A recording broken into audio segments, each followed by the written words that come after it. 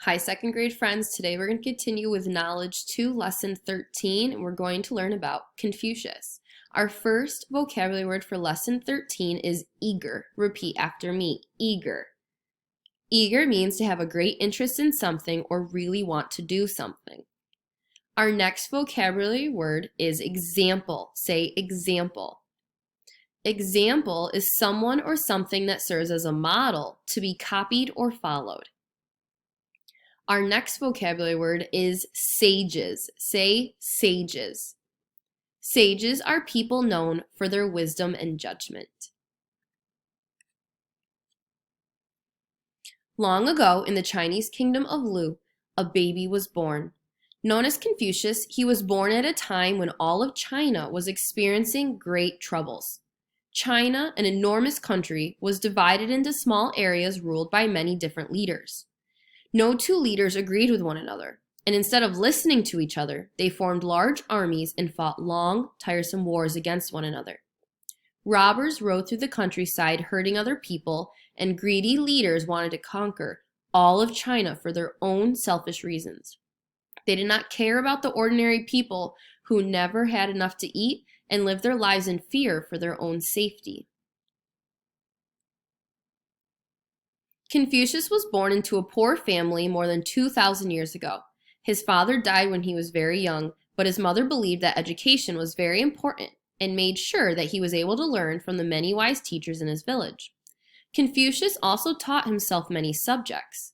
He was happiest when studying history, learning about all the ways in which people lived before he was born. He learned that China had not always been so divided. It had once been a peaceful, united country ruled by wise sages who wanted to help their people. Confucius began to dream of a time in the future when people could live in a peaceful land led by wise rulers and their sages once again. He wanted to spread the word that it was possible to live without wars and confusion. He wanted to give people hope for a better tomorrow. Confucius decided to spend his life educating others and teaching them how to live a more peaceful life. He began by trying to convince Chinese leaders of his ideas, but they were not interested. Although the Chinese leaders refused to listen to him, other people were eager to hear what he had to say. As he taught his students how to build a peaceful country, Confucius would often begin his lessons by asking them to start with their own families. Do you fight amongst yourselves, he asked? Do you argue with your parents? Or steal from your brothers and sisters?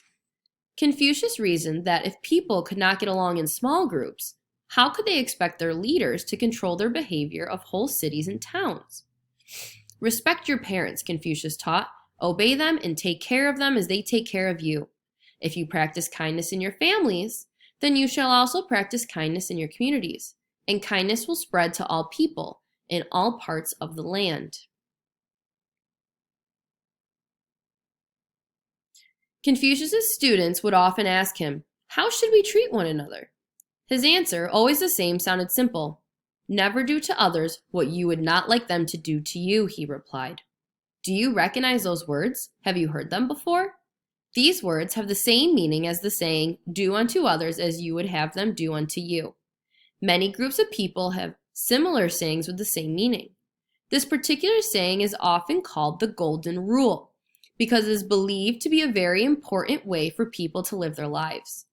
Confucius believed in the Golden Rule and felt that if people always treated one another with kindness, the world would be a better place.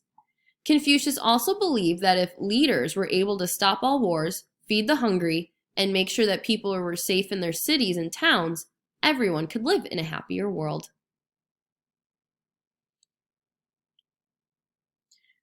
These were just a few of the ideas Confucius shared with others. Confucius also believed that education was very important and tried to share this belief with many people. Confucius thought that it was necessary to continually study and learn in order to become a sage, or wise person. In ancient China, as in many countries long ago, only people with money were allowed to go to school. Confucius thought that this was wrong. He believed that all people, rich and poor, should have equal opportunities to learn. Learning never stops, according to the teachings of Confucius. A wise person learns from others in and out of school. Confucius meant that although you might learn important information about history and literature in school, You could also learn a great deal about how to behave towards one another, both inside and outside of school. Have you ever heard of learning by example? If your teacher shouted all day long, then his or her example might make you think that it was the right way to behave. So you might begin to shout all day long too.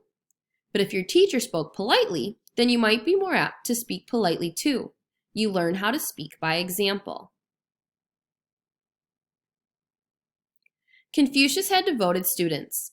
After he died, some students thought his ideas were so important that they wrote them down in a book called the Analects.